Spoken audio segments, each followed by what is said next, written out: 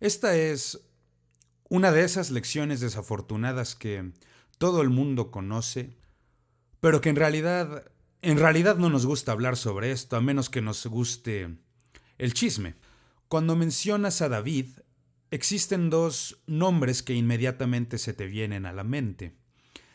Goliat, el gigante que él mata, y Betsabé, la mujer con la que cometió adulterio. Esto es algo trágico en la vida de David y es lo que llamamos una crisis de la mediana edad. Me parece que esa es la etapa que está atravesando. Él es el rey. David tiene unos 50 años de edad, tal vez un poco más. Yo lo pondría entre la edad de los 48 y 52 años de edad. Betsabé tendrá aproximadamente 25 años. Es decir, David tiene la edad suficiente para ser su padre. David está atravesando una crisis de mediana edad y esto les ocurre a muchos hombres. Llegan a la cima de la montaña y cuando llegan a la cima de la montaña, solo queda otra ruta para seguir, hacia abajo. Y entonces, cada vez que David se mira al espejo, el espejo dice, no te estás poniendo más joven. ¿Qué podrá revitalizar la juventud de un hombre? ¿Qué podrá energizar a un hombre más que una joven mujer? Creo que eso le está preparando para la tentación en primer lugar. Yo recuerdo una broma sobre un hombre que estaba bromeando con su esposa y que le dice, cuando tú cumplas 40 años de edad yo te voy a cambiar por dos de 20. Y su esposa lo mira y le dice, tú no estás hecho para dos de 20. Qué respuesta tan más genial. Pero muchos hombres llegan a esta edad y quieren volver en el tiempo y revivir toda su gloria. Y creo que David está pensando así. Él piensa como un joven guerrero, cuando ya debe estar pensando como un padre. Y tú nunca ves esto en su vida. Él nunca se va a concentrar en sus hijos. David fue un excelente rey, pero no fue un buen padre. Entonces hablemos sobre esto. A esta lección le llamo la esposa de su vecino. ¿Qué le puedes decir a un hombre con la esposa de su vecino? Antes que nada discutamos por qué ocurre todo esto. Sabemos qué ocurrió, pero ¿cómo es que un hombre como David, que conocía a Dios de la manera en que él conocía a Dios, cómo pudo cometer un pecado tan terrible? En primer lugar, yo pienso que se volvió perezoso, indisciplinado. Eso te va a meter en problemas todo el tiempo. La pereza. Cuando todos los demás reyes salen a la batalla, él está en casa echando la siesta, durmiendo cómodamente en su tejado y tomando la siesta y pasándola bien, relajándose, porque ya no tiene por qué salir a pelear. En segundo lugar, está solitario. Solitario. Estaba solito. ¿Recuerdas la escritura? La primera cosa que Dios dijo con respecto al hombre fue que no es bueno que el hombre esté solo. David ahora está en una posición en la que no tiene que rendirle cuentas a nadie. No hay nadie alrededor suyo a quien él tenga que rendirle cuentas. Jonatán ya no está con él más. Él está solo. Y ese es un lugar muy peligroso para estar. Entonces, en este lugar verás que David está lascivo. En otras palabras, él no puede controlar sus pasiones. Ahora escúchame y escúchame bien. La pasión es como el fuego. El fuego es bueno para cocinar la comida.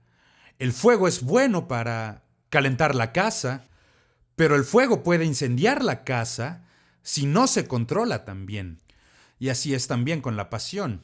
La pasión que no es controlada va a destruir tu vida.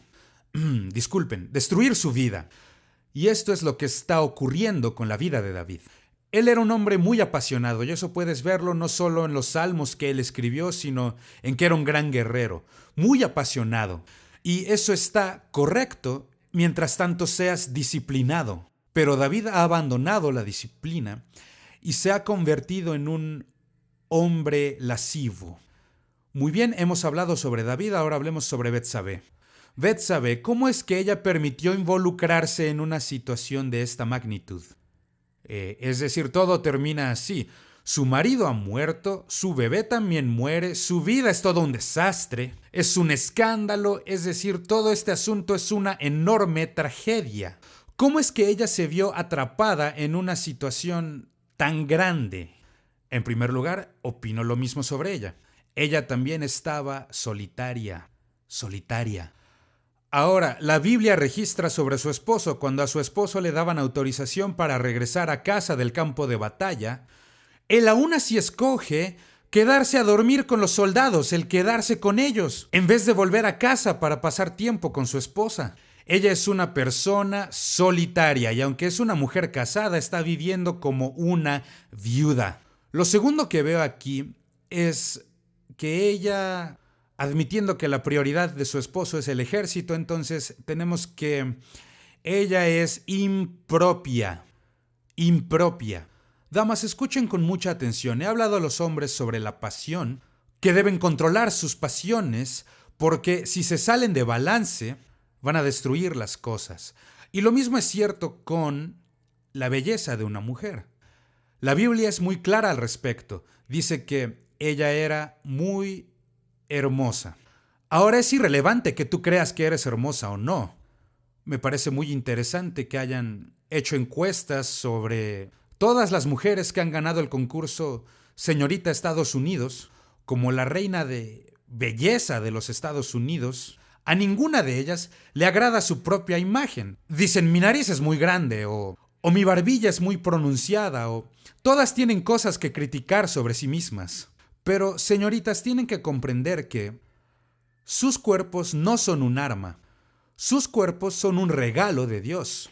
Y Dios les creó hermosas para que puedan ser atractivas para los hombres. Yo no creo que los hombres sean hermosos. Gracias, de nada.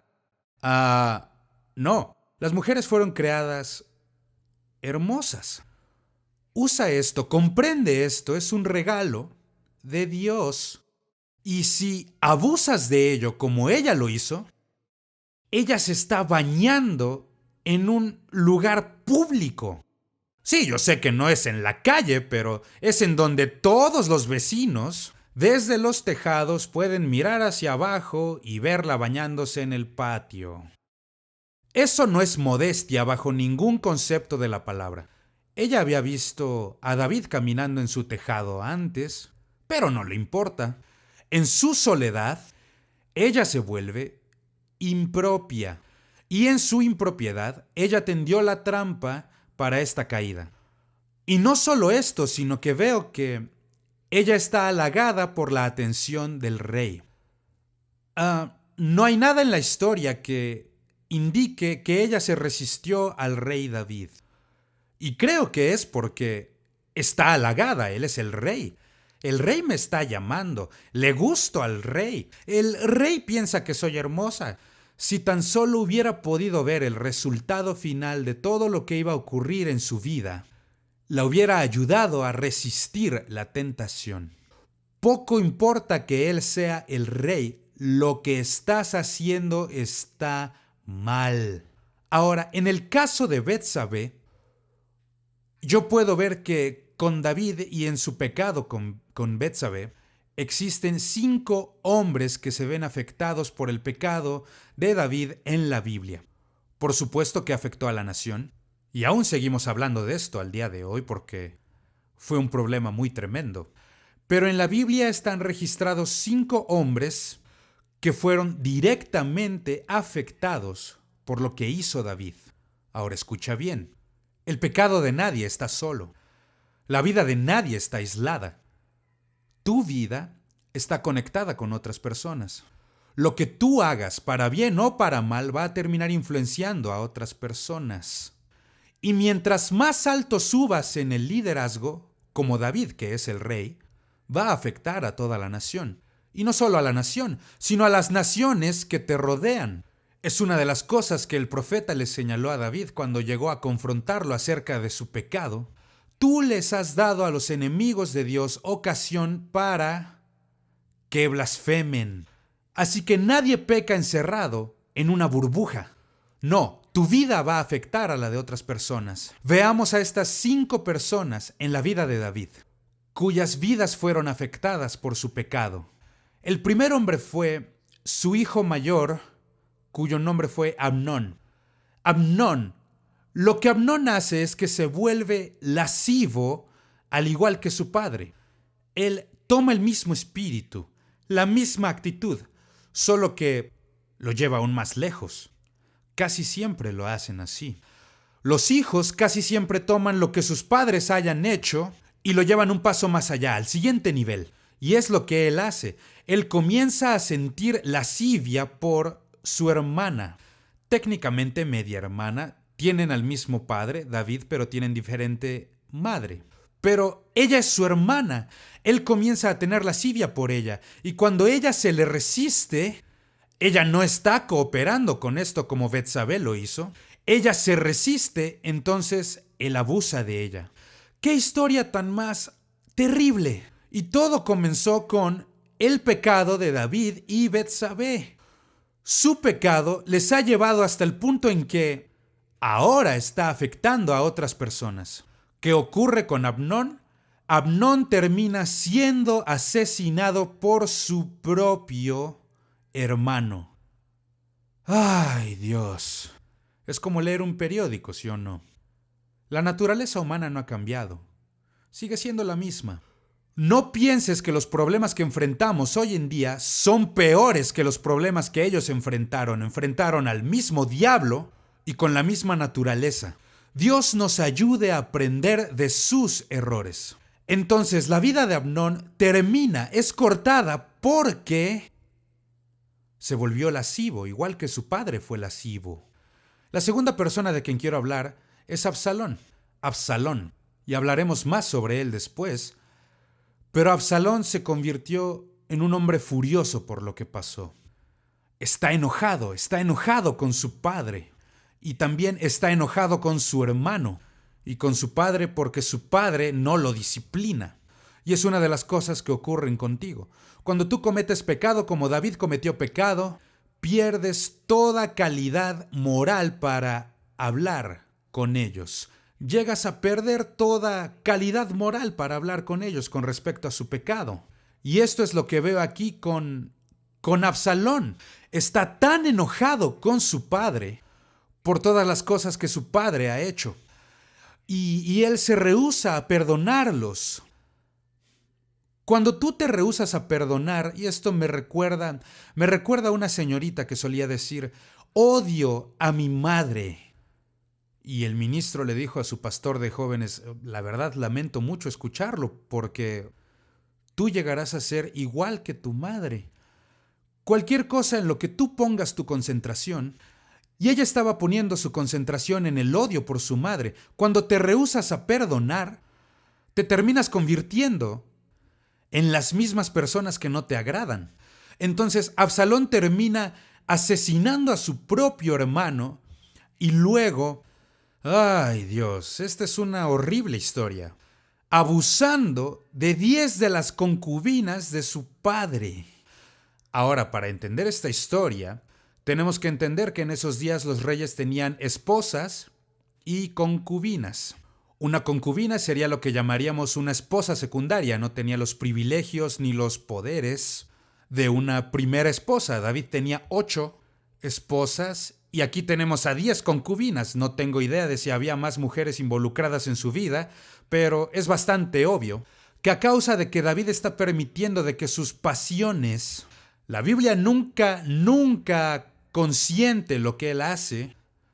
Jesús está citando al Génesis, ellos dos serán una sola carne. Pero David está involucrado con tantas mujeres que deja atrás a 10 concubinas cuando Absalón está persiguiéndolo y está intentando matarlo. Y Absalón termina abusando de estas 10 mujeres.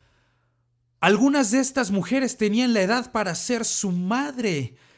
¡Qué terrible desastre!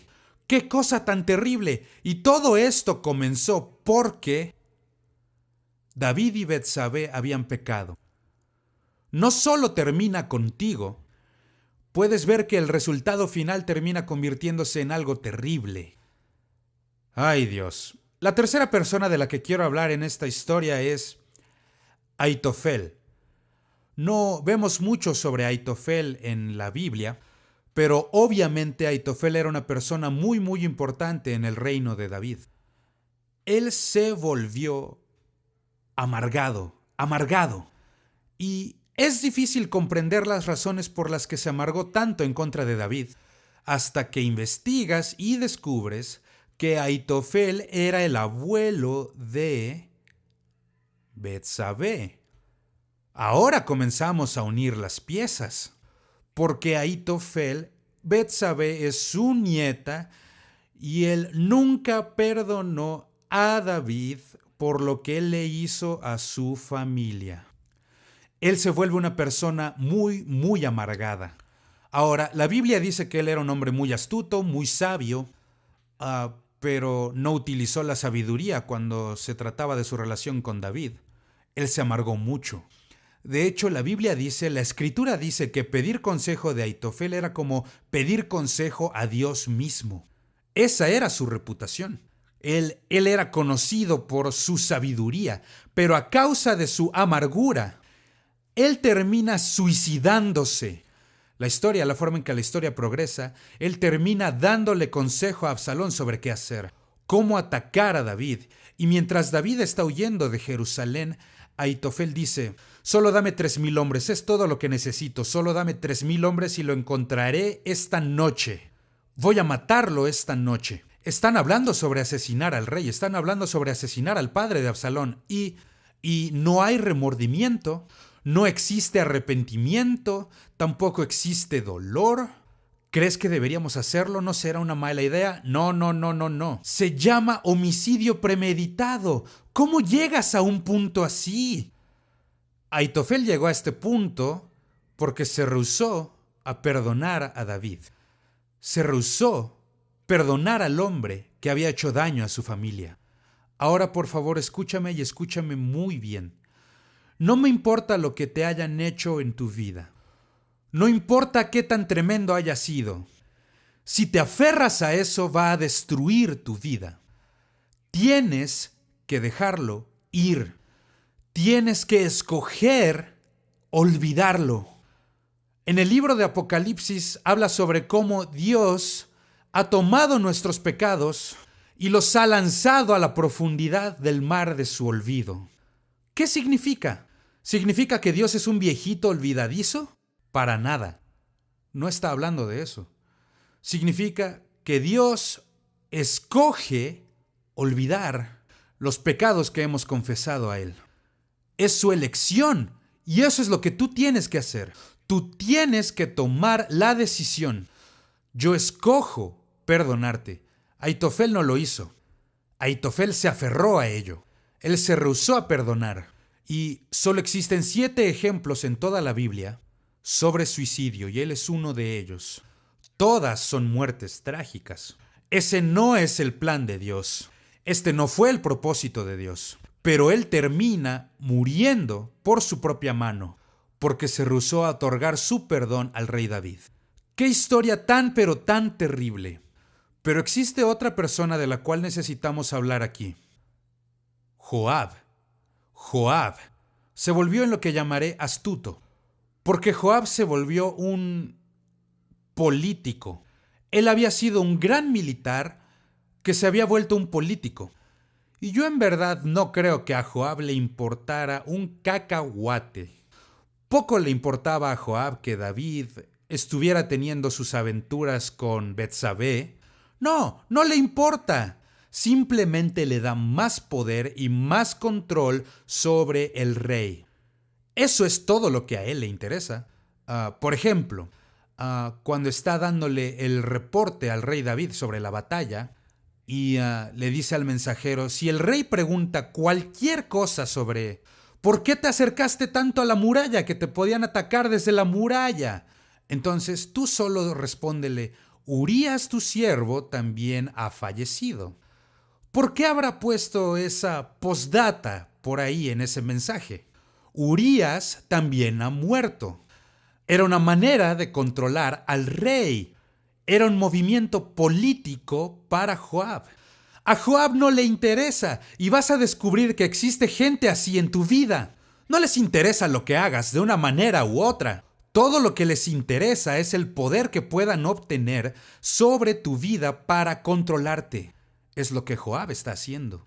Joab está tomando el control sobre la vida de David como un político y se convirtió en un hombre muy poderoso en Israel, pero no terminó nada bien para él, terminó siendo ejecutado por sus crímenes por el rey Salomón.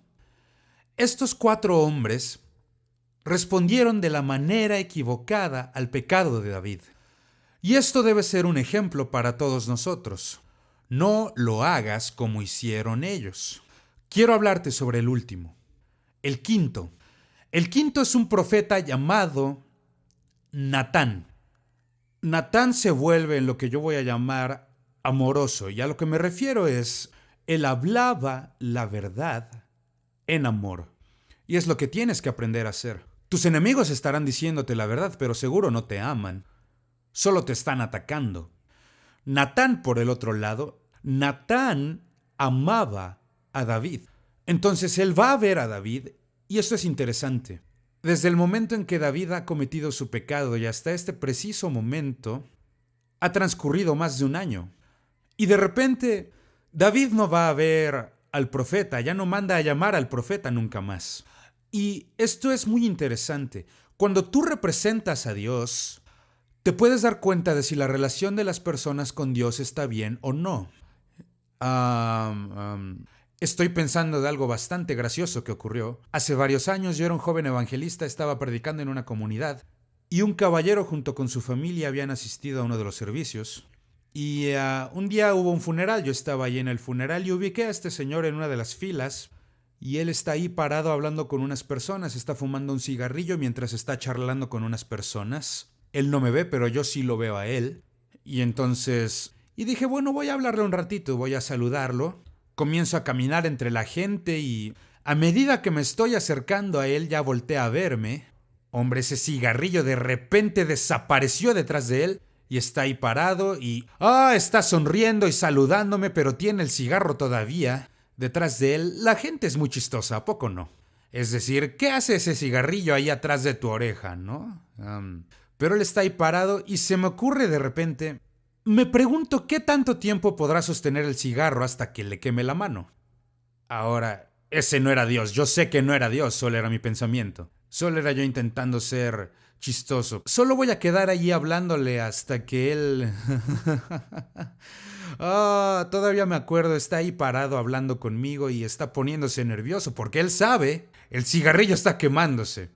Cada vez más cerca y de repente él brinca y yo sabía, lo atrapé, lo tira al suelo y da un pasito para atrás y lo pisa, es decir, ¿de quién lo esconde? Yo no soy Dios.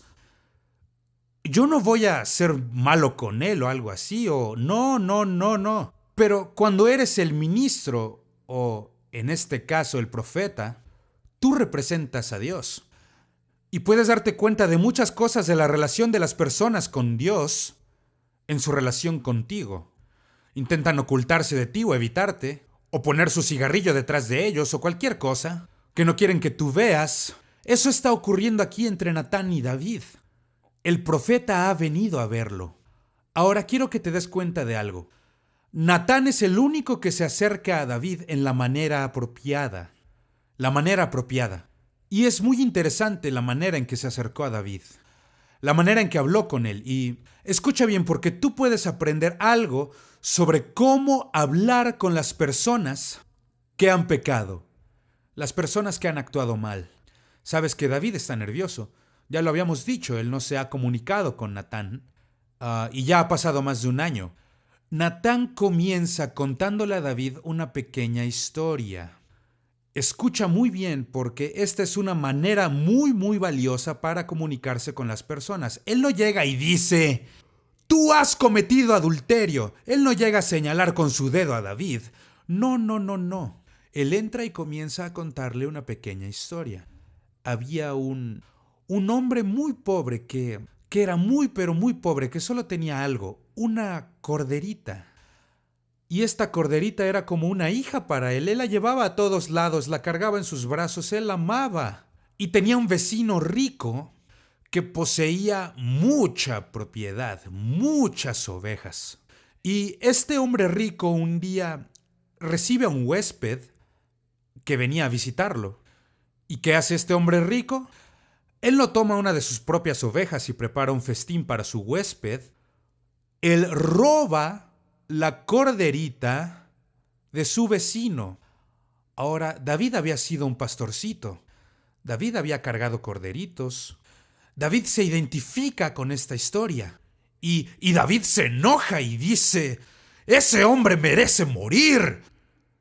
Y Natán le dice, estoy hablando sobre ti. Tenías muchas esposas. Eras el rey.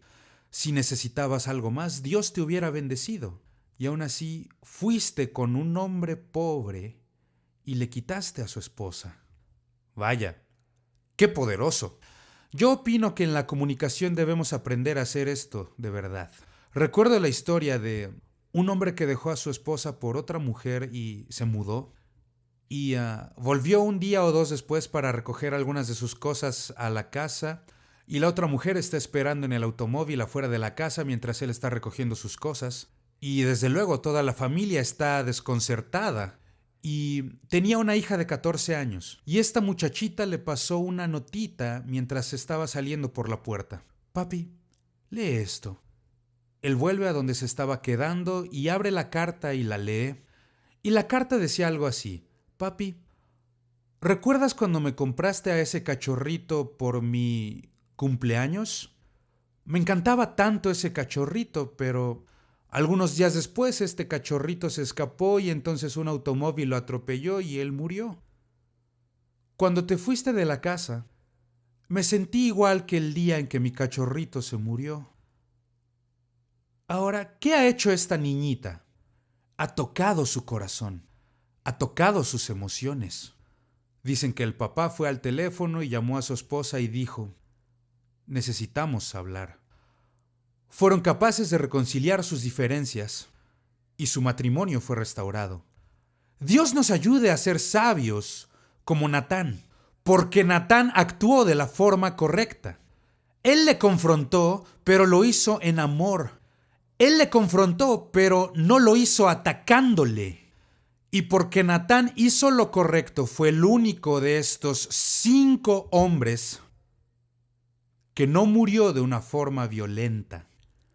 Vaya, qué historia. Dios nos ayude a ser sabios, como Natán.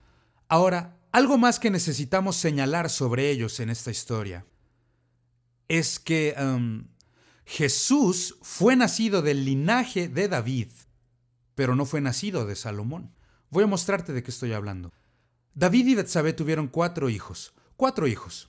Por lo general solo pensamos en 2 hijos, pensamos en el bebé que murió y pensamos también en Salomón, pero en realidad tuvieron 4 hijos. Y necesito señalarlos. El primero, el nombre del bebé que murió, y esto lo tomamos del primer libro de Crónicas, capítulo 3. El nombre del primero fue Simea. Simea. Literalmente el nombre Simea significa un anuncio o un rumor. David está anunciando, un príncipe real ha nacido aquí. Un nuevo bebé, pero el pueblo está hablando. Hay un rumor por ahí que dice, hombre, sí que se casaron rapidísimo después que su esposo murió. Y ese bebé sí que llegó rápido. El pueblo está comentando el rumor. El segundo hijo es un bebé que nace como un año después y su nombre es Sobab. Sobab. Y el nombre significa rebelión. ¿Por qué David le pondría a su siguiente hijo rebelión? Porque cada vez que David mira a este bebé, le recuerda al otro bebé que murió, quien le recuerda a su pecado con Betsabé. Podrás notar que David está obrando a través de este ciclo y ahora la culpa que él está experimentando. Pero hay un tercer hijo que le es nacido a David y a Betsabé. Su nombre es Natán. Natán fue nombrado así en honor al profeta que vino y amorosamente confrontó al rey David. Vaya, qué historia tan interesante, ¿o no? Puedes ver que David está obrando a través del proceso. Ahora está diciendo, sí he pecado, sí fui culpable, pero Dios me ha perdonado. Gracias a Dios por su misericordia. Entonces, cuando el tercer bebé nace, él dice, Natán, Natán, Dios ha perdonado mi pecado. Y finalmente el cuarto hijo nace, en quien todos pensamos, Salomón. Salomón, el cuarto hijo de David y Betsabé, su nombre significa paz o el pacífico. Puedes ver el proceso que tomó lugar en la vida de David. Desde el principio, desde su pecado hasta su rebelión, hasta donde acepta las consecuencias de lo que él ha hecho mal, a donde ahora dice, yo estoy en paz con Dios. Pero mientras estudiaba esta historia descubrí algo más. El hecho de que David y Betsabé, que su hijo Salomón, aunque él se convierte en el próximo rey, él no se encuentra en el linaje de Jesucristo. De hecho, existen dos linajes diferentes que se dan sobre Jesús. Uno se encuentra en el libro de Mateo, capítulo 1, y el otro en el libro de Lucas, capítulo 3. El que se encuentra en el libro de Lucas es en realidad el linaje de María, la madre de Jesús. Y a medida que lees en Lucas, capítulo 3, y dice, era hijo, según se creía, de José. En otras palabras, José no era su padre. Dios era su padre. María es su madre. Entonces, en el libro de Lucas, Lucas nos da la genealogía de Jesucristo a través de el rey David y su descendencia hasta Jesús. Pero adivina qué, en la historia de Lucas no vas a encontrar el nombre de Salomón. Salomón no era el ancestro de María. Había otro hijo de David, de quien María era descendiente. ¿Quién era? Natán. Natán, no Salomón. Salomón fue el rey, sí. Esa fue la genealogía de José. Pero José no fue el padre de Jesús. Dios era su padre. María sí era su madre. Entonces, a través de María, quien era descendiente de David, era de la casa de David, pero no de Salomón, sino a través de este tercer hijo. Fue a través de Natán. ¡Qué historia de gracia! ¡Qué historia! Que Dios tomó su pecado terrible que habían cometido y la gracia lo redimió. Y de eso se trata el Evangelio. Porque la verdad es que todos hemos pecado. Todos hemos sido destituidos de la gloria de Dios. No hay justo, ni aún uno. Todos hemos hecho mal, todos hemos actuado mal. Y sin Jesucristo les aseguro que no les caería bien. Es Jesús que es lo único bueno que hay en mí y que hay en ti. Él es el único que puede cambiarnos. Entonces esta historia de David y Betsabé, que comienza con un pecado tan terrible y que también afecta a estos hombres de maneras tan terribles y que terminan haciendo cosas horribles, hasta que viene Natán y le confronta amorosamente. Y cuando lo hace, comienza un nuevo ciclo, un ciclo de gracia, para que nazca un hijo para David y Betsabé llamado Natán y que él se convierta en el ancestro de Jesucristo. Esto es tremendo. Son buenas nuevas. De esto se trata el Evangelio, de buenas nuevas, que somos redimidos por la gracia, por nuestra fe en Jesucristo. Yo en verdad espero que hayas aprendido algo de esta historia, que puedas aplicarla a tu vida y te pueda ayudar a evitar la tentación pecaminosa en tu vida.